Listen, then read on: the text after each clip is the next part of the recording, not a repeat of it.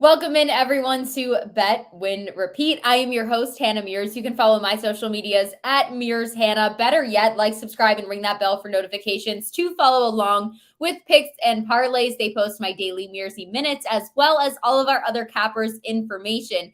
If you want more best bets, head over to picksandparlays.net. Use promo code MLB. It's going to save you 20% off of the entire site. You can't beat that. Also, don't forget, follow along with Beers with Mears.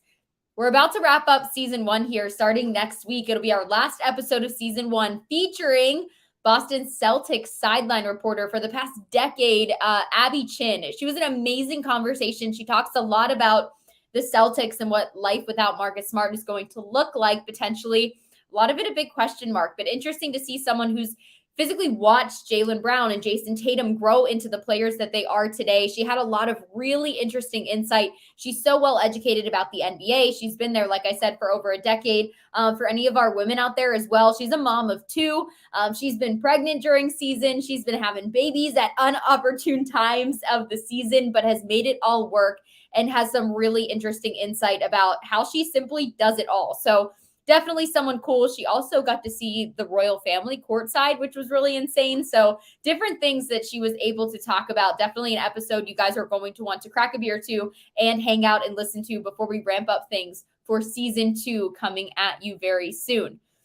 Now, we are going to talk some CFL, we're going to talk some MLB, and whatever else happens to come up during this conversation, because on Bet, Win, Repeat, this is where we have a ton of betting content. If you're interested in any of our contests, don't forget to head over to our Facebook page, join those groups on our Facebook page, like the page as well, and follow along because we have weekly and monthly contests. Now, without further ado, we've got some CFL to talk about. It's fun to talk about any type of football this time of year, even though we've got a lot of MLB being our sole focus. To do that, we're going to bring in my guy, Jesse, who looks like he is relaxing on the beach. Jesse, I wish. In maybe a month, I'll be there.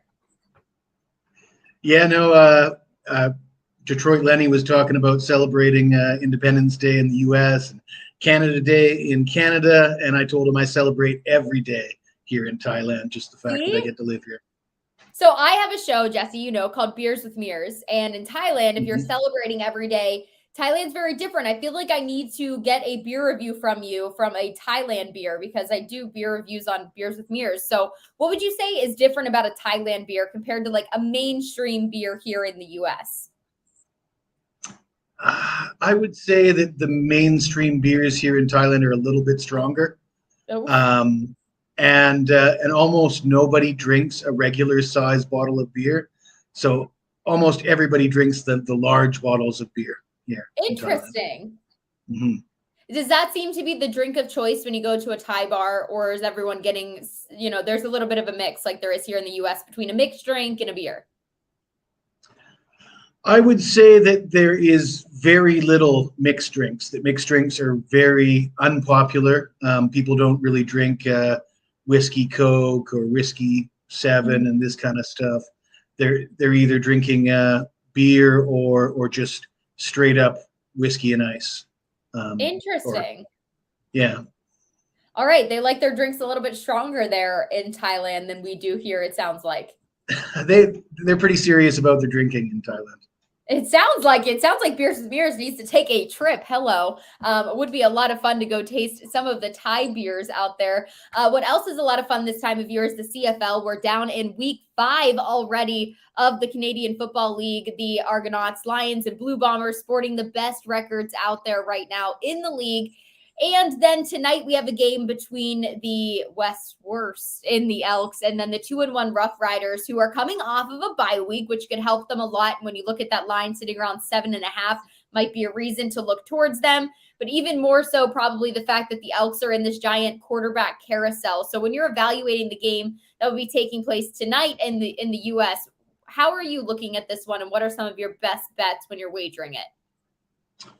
Well, I'm looking at the injury concerns for Saskatchewan. Apparently, they have 13 starters that could miss tonight's game, and that includes their starting center, their top 3 wide receivers. And, nobody wants to bet on an Elks team that's winless. They've lost 18 straight home games, including a season opener against Saskatchewan, but that game was 17-13, a close game. The Elks did win here at Saskatchewan last year.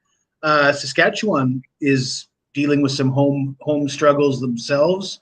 Not nowhere near the 18 straight losses as the Elks, but 7 straight losses at home. They're coming up on almost a year since they've won a home game. 7.5 points looks like a lot of points to ask a team like that to cover, given the injuries. And I will say about Edmonton, their defense looks a little better than it did last year. They have quarterback issues, but Jared Daggy moved the ball last week. He threw 3 interceptions. That was what cost them the game in the end, was the interceptions. If they can limit the turnovers, I think they can hang with Saskatchewan, maybe win this game outright. Will Daggy be playing again though? I thought since the I didn't get the final report on that. I think Cornelius could be back. He could be, but the struggles that he was having as well, they might be relying on Daggy at the same time. So other CFL games, what would your best bet be then? I'll take the points. Take the points with Edmonton, and I would actually do a sprinkle on the money line as well. I think they can win this game outright. Interesting. I've had some success betting on the CFL this year and everything that's been happening a lot of the times, because when you have a team as bad as you do the Elks, it's a bit easier to read some of these, but that's where it gets you, and the things you were saying, where it seems like there's a lot more injury woes. And then, when somebody is bad, they're typically really bad. So you have to really look into that and pay attention each week and just read up a lot more of what's going on. Looking ahead at some of the other games that will be taking place week 5 tomorrow, the Stampeders and the Blue Bombers. Who are you looking at in this game, and what are some of the things you'd be considering betting on? I might look at the total for this game. The Bombers have certainly scored their share of points this season. Their defense has been questionable. Calgary's coming off of a home loss to Saskatchewan. Their defense looks suspect at times as well. I think one of my strategies that's been a long, successful strategy for a long time is betting unders in the first few weeks in the month of June. And once that calendar shifts to July, these offenses start to click, and we see higher scoring games. And the difference between the CFL and the NFL is there's a lot more turnover in the roster every year, and they have a shorter preseason. So, it's difficult to expect them to be firing on all cylinders in the first few weeks. But once we get to July, they should be scoring points. And the CFL is a higher scoring league than the NFL. Even though they only have 3 downs, you'd think that would be less points, but it actually leads to more passing and more points. Yeah, 100%. I've noticed that little bit of a trend too. Just a small amount that I've been looking into the CFL this year was that early on, a lot of those unders I was pretty much betting on, because you didn't see a lot of production from these offenses. And even still till now, you're seeing teams finally figure out who their quarterback should be, like we were just talking about. So a lot of them didn't even solidify that starting offensive unit until the month of July. Exactly. Over 46.5 was what that total was, sitting at that one. Those are some of your CFL bets. Moving on a little bit before we bring in our guy Sean with us to MLB. Do you have any best bets up on the site that you'd like to give us some insight to right now? I do have one baseball play up for sale on the site. I've got one CFL total for tonight's game. We didn't talk about the total. We just talked about the side. I like the total in the Orioles Yankees game tonight, sitting at 8.5. We've seen 3 straight overs in this series, and Luis Severino has struggled. He got rocked for 9 runs on 9 hits against the Cardinals in his last start. And I was actually going to talk about a comparison between Severino and Yuri Perez of the Marlins. Two games that I like. So both these guys got rocked in their last start. Yuri Perez is this hot young starter for Miami. He's had a fantastic season. He's got phenomenal numbers at home, but he got rocked on the road in just 1 inning. And I'm looking for him to bounce back. I mean, that was out of character for him. He still has great numbers at home, and coming back home off of a bad start, I expect him to rebound. Severino, on the other hand, he's given up 4 or more runs in 5 of his last 6 starts. he just doesn't look like he's got it this year. He might be dealing with some nagging injuries or what have you, but I expect that trend to continue for Severino. I think he'll get rocked. I like the over 8.5 in the Yankees Orioles, and I like the Marlins at a short price over the Cardinals. All right, there you have it. If you want more of what Jesse has to offer, don't forget to head over to picksandparlays.net. Use promo code MLB, saves you 20% off of the entire site. Jesse, stay with us for just a couple minutes. We're going to bring in Sean as well because there's some insight that I need to get from you guys, something that will be happening here very soon on the 10th. We're talking about the Home Run Derby. The bracket was just released, and I need to get your insight on who you think could be this year's winner. For starters, hello, Sean. When we're looking at who's in it, we've got a guy like Rodriguez who can crush the ball. Everyone's going to be looking to take down J-Rod. He has had a home run every 19 at-bats this year, I want to say. Like, crazy numbers, basically. Mookie Betts on pace for his first 40 home run season, but will he have the endurance to hang with some of these big bats like Guerrero Jr.?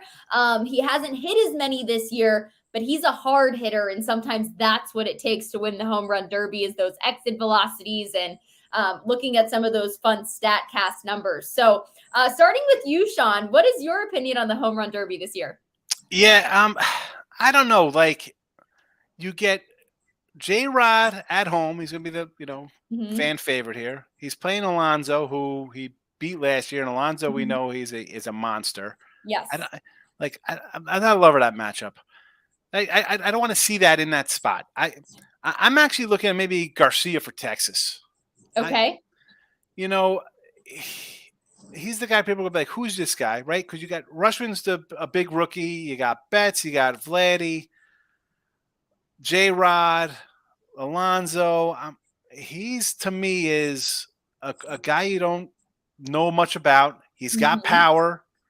I think he could slip in and shock. Again, I don't have I was looking for odds on these. I was looking this morning. I didn't see him yet, so I don't. I know the brackets. I haven't seen them yet either. I just saw the bracket, but it's funny you mentioned Garcia. That was one of the sleepers I had written down as well because if you look at his numbers, he has both exit velocity. It's a little above average, but he also has that max side he can cap out at too. So if he gets hitting hard, he's going to be hard to stop. But his thing, Sean, he has to stay consistent. That's again, and you don't know how he's going to respond to that. And he's going against Arozarena, who I like, but I don't think Arozarena is like a guy who's going to be good in this kind of matchup. And he's a first timer. Yeah, so I don't know. But even him for power wise, I think he's a decent 30 kind of home run guy. But I don't know in a spot like this. You don't know. And Louis Roberts, I mean, I think the guy's got 25 homers. Like he's having a monster year, but he's not Chicago's been hitting missiles though. I think his exit velocity was really down. So even though he's getting some out, and when you're looking at something like the strength you have to have in this, the endurance to last long, his exit velocity wasn't as strong. Yeah, I don't know. I'm not a big, I like the old home run derby matchups. Like it's like, look at this. This guy has 90 home runs and everything. Like 90. Like what is this nonsense? Like it's way too crazy. I mean, I don't know. How come Matt Olson isn't playing? Why'd he sit out of the home run derby? I don't know. I didn't see that. We'll have to give it a look. Jesse, any thoughts on the home run derby this year? I'm not a big home run derby guy. I did see that the rookie in Cincinnati, Dela Cruz, was invited to the derby and he declined, and I thought that was a savvy move on his part, especially given we've seen a lot of these guys struggle after the post All-Star home run derby struggles is a phenomenon that we've seen in recent seasons. I just thought that was a sharp move on his part. I would tend to go with one of the bigger dogs, a long shot. It's a bit of a crapshoot, the home run derby. It doesn't interest me all that much, to be honest with you. I just think it's a fun thing to look at, especially when you see guys who are first timers. You see guys like Vlad, who you never know if they're going to step in there and bomb a bunch of them off. But yeah, Olsen is definitely a question mark as to why he's not competing, like Sean said, but maybe he's just comfortable in the swing of things with how good the Atlanta Braves have been so far this season. He wants to settle in and just be there. So maybe that's part of it. I know they want their big names. I want to see, put Joey Gallo in the home run hitting contest. This is where this guy would probably hit 900 homers. He's a power guy. This is where he should thrive. Why I'd isn't like he to out see here? more guys in the competition besides just a select few. I'd like it to be more of a mosh pit of sluggers and just make it a bigger bracket. Why not make it bigger? Well, I mean, you can't make it bigger and then have guys who are like 40 in the first round. We'd be playing till Thursday. You know what I'm saying? Yeah, I Like, guess so. it's got to be a minute and like 20 pitches or something. It's got to be set. It can't be like, well, you get bonus this or that. No, hit them or not. Hit them or not, but interesting nonetheless. If you haven't seen the bracket, it is out there. Share us your thoughts on Picks and Parlays social media. Like, subscribe, follow along with us. We'd love to hear your thoughts as well. Jesse, I know you're going to have to get going with us soon, but thank you for stopping by. Check out Jesse on picksandparlays.net. Again, use that promo code MLB. Saves you 20% off the entire site. He's been doing great, crushing it in the CFL for us. A mastermind with all of that. Has some picks in the MLB up on the site as well. I know, look at that mastermind going there. Enjoy your little beach there as well. Thank you for stopping by Bet Win Repeat, Jesse. Thank you. Thank you. We'll see you guys soon. Later, Jess. I popped in and Jess was talking about the Yankee total, and I kind of like the over there as well. Sevy hasn't pitched well, and Yanks kind of hitting a little bit. I like the over there. I don't hate it. The Yankees have been an interesting team to watch without Aaron Judge because they've had to have a lot of young guys step up, and there have been some games that I think people have been really surprised by how good they've been hitting without him. Are you at all surprised at who this team is starting to identify without him? I'm just shocked that somehow they're 11 games or whatever they are, 10 games over 500 or how much with the whole team they have. They have zero pitching. They have Cole and then nobody. Then it's just a cluster. Cortez has been hurting bad. Sevy's been hurting bad.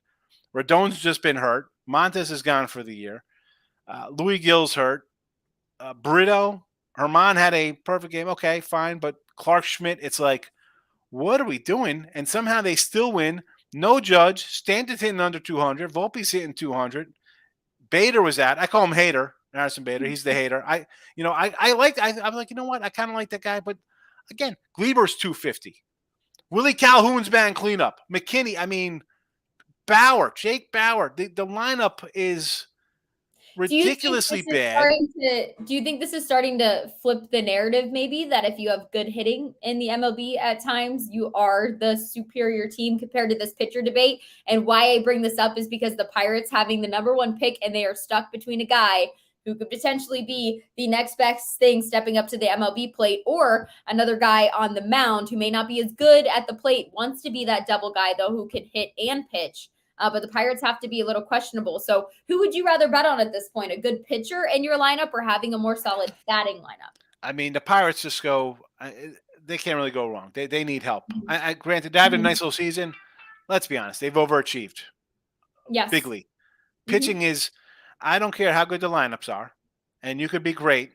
When it comes into the playoffs and you got three good pitchers, the pitching always wins out. It does. And it might be a 1-0 win-lose. It's going to catch up to you playing a better team. Yanks can't beat Houston. You know why? Because they have one pitcher. Houston's going to roll out Verlander, Framber, Urquidy, Javier, whoever at the time last year. You need pitching. You need pitching. It's that. I'm a pitcher.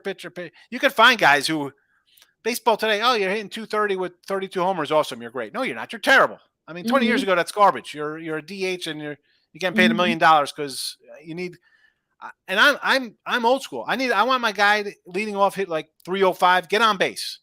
I want the guy hitting second to be able to line a base hit and go first or third. Then I'll get a good thumper. I get it. 260 back in the day. It was 270. Like, oh, all right, 270 hits 35 homers. Now everybody hits 30 homers, but they all hit 220. And when you face a good pitcher, strike three, you're out.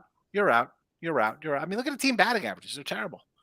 Pitching. I'm a pro pitcher. You can find guys hit all over the place. You can find guys who hit. I think that's easy. Getting on base is one thing. Pitching is the key. Yeah, I think why a guy like Cruz was so appealing. Obviously the athlete that he is and the statistics he had in Division I baseball and where he could be just stepping in and be an MLB ready athlete. But he was more in my opinion, a few weeks ago in recency bias, looking better for the Pirates because they weren't hitting and there were some crazy numbers for a while where they couldn't drive in runs, right? It was like a 10 games straight, maybe 7, or it was a bad streak for a while with guys with their on base and scoring and everything else. Now they brought up young guys. You've got Gonzalez, Triolo, and Davis, who are all hitting the ball extremely well. And now why you're losing is because your bullpen's not deep enough. The Pirates were winning 4-0 last night, end up losing 6-4, and that's happened to them over the past few weeks because they don't have the depth to keep them in those games and the bullpen. So I think that's why Skeens now becomes a guy who's a little bit more attractive in that pick. Well, I mean, the Pirates again comes their staff. You had Vince Velasquez. What are you gonna have? You know, Rich Hill's 40 something. Ronzi Contreras hurt. I mean, Brubaker was supposed to be a big pitcher for them. Keller, the front ends. You need pitchers. It's that simple. And the bullpen for the Pirates, let's insert any team with bullpen moves, right? That's the problem in today's baseball where they want to run out these analytics. Like, the pitcher, let him go 5 innings, and then we're going to start playing. You're paying a guy $30 million. Let him go 7 or whatever, 8. He can go into the 8th inning. It's all right. The whole 100-pitch thing, I remember this in like the mid-'90s when Pedro's like, 100 pitchers, got to take him out. Like, take him out.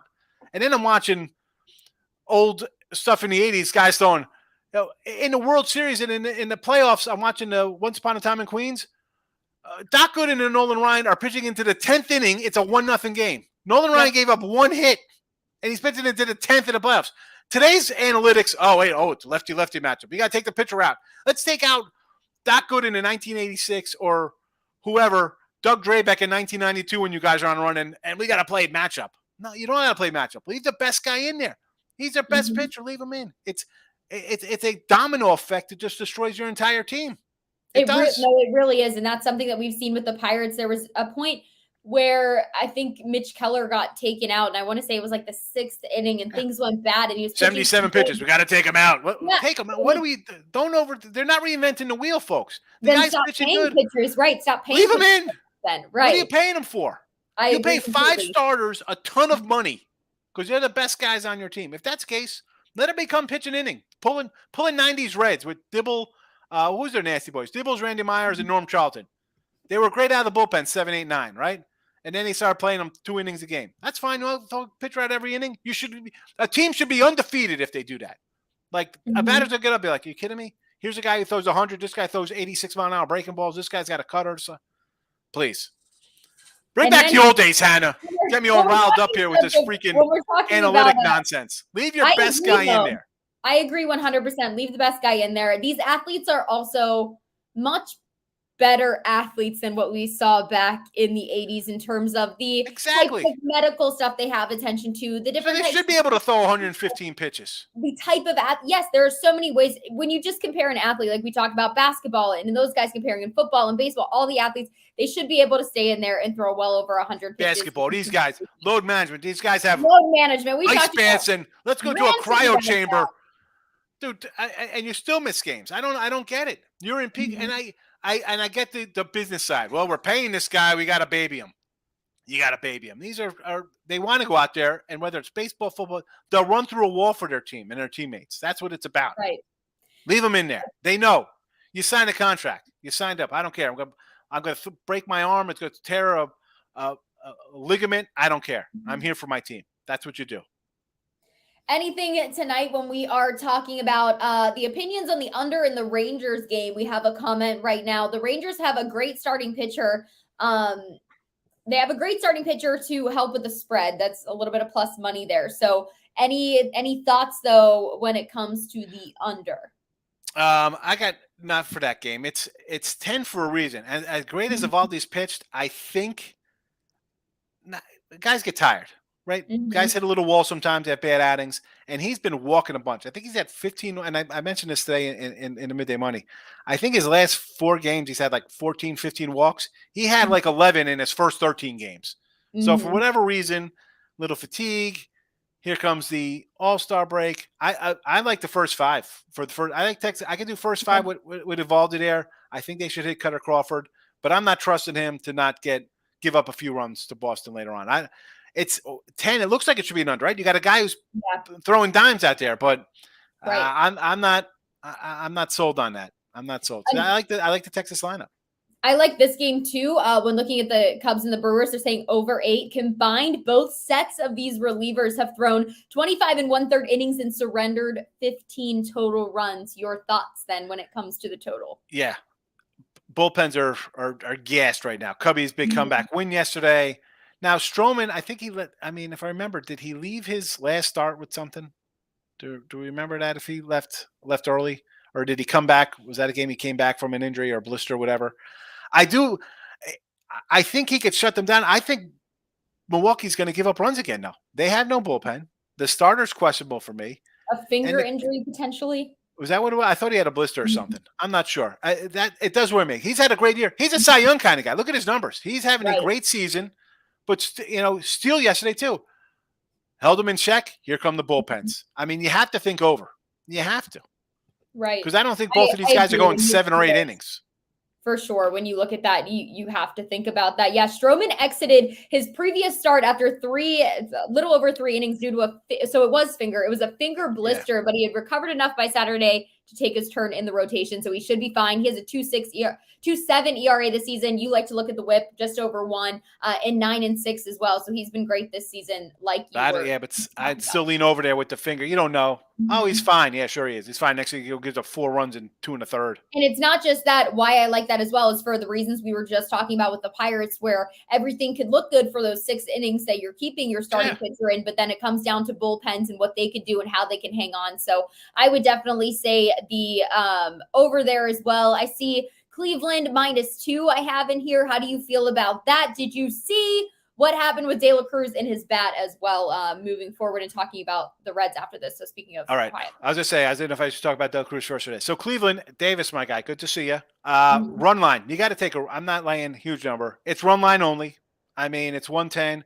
Jordan Lyles, the Royals are 1-15 in his starts. How are you taking that? Somehow they pulled a win out over Tampa, who's been slumping the last couple of weeks. It happens. You were the Braves to start the season going 24-4. So you come back to earth a little bit, you're gonna lose some games. But I can't bet him to win 2 games in a row, or Kansas City. I think Kansas City, as bad as Oakland is, I'm saying Kansas City is the worst team in baseball. They're the worst team. Because the A's, at least you knew were gonna be bad. Kansas City was like, hey, look at this. We got MJ Melendez, youngster, Bobby Witt, rookie of the year kind of guy, Vinny P. We got Sal Perez. Singer will take a step forward. Zach Greinke still whatever. But I mean, that team is the same record as Oakland. It's terrible. Yeah, I wanted to look also, like I was talking about the Reds, De La Cruz was cracking up because did you see what happened after the umpires? The bat. Well, how when you have equipment managers taking care of this too, do you not know that that's not MLB necessarily approved, though he was able to keep it on because it wasn't technically tracking anything? Yes, it's for the MLB to track the velocity and crap like that. Usually people have covers on it so you don't see it on the thing. He doesn't care. He's like, oh, well, whoa, look at this. Bro, every bat has that. So how do you think they get their exit velocity and bat speed in that nonsense, it folks? Magically appears out of the air. They have something pumped. I mean, it's not they're not with the jugs going like standing in the on deck circle, like, oh, let me get the speed of this guy. And then goes and cracks like a 450-foot homer right after it. I mean, take it off, put it on. That's a little gamesmanship there. But again, everybody has a cover for that. He left the cover off. He don't care. Reds Nationals, though, bottom of the second. He had the over 10 runs. He knows it's still early, stays positive. What were your thoughts on this game, and if you think it'll end up over? I was all over 10 run line or team totals 4.5 for both teams. Gore at home has a 303 batting average against. He's been bad at home. Williamson is bad. These are both 5-inning guys who give up 3 or 4 runs.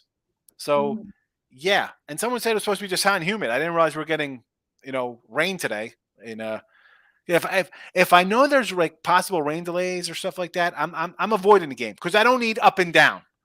Right, the game starts and all of a sudden it's gonna be an hour rain delay because it's early, and then the pitchers are out and it's a totally different ball game, and I got a rotation of relievers coming in for 2 innings each, and this game is 1-0 with 4 hits. That's the kind of stuff where it gets frustrating.